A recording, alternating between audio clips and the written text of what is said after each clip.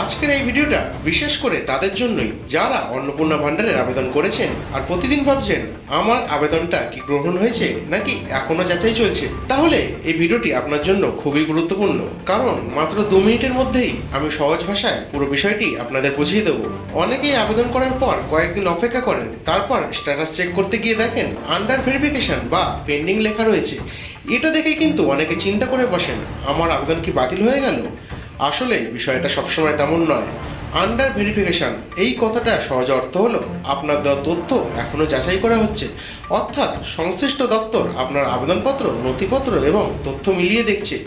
এই অবস্থায় আপনার যদি নথি সমস্ত কিছু ঠিকঠাক জমা হয়ে থাকে তাহলে সাধারণত আতঙ্কিত হওয়ার কোনো কারণই আপনার থাকছে না। তবে একটা বিষয় অবশ্যই খেয়াল রাখবেন, মোবাইল নম্বরটি সচল রাখুন, কারণ প্রয়োজন হলে ওই নম্বরেই যোগাযোগ করা হতে পারে।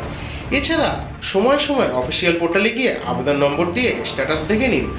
আর যদি অনেক দিন একই স্ট্যাটাস দেখায় তাহলে সংশ্লিষ্ট দপ্তর বা হেল্প ডেস্কে যোগাযোগ করে বিষয়টি জেনে নেওয়াই ভালো।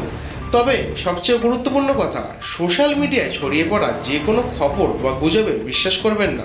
শুধুমাত্র সরকারি সূত্র বা অফিসিয়াল আপডেটের উপরেই সবসময় ভরসা রাখবেন।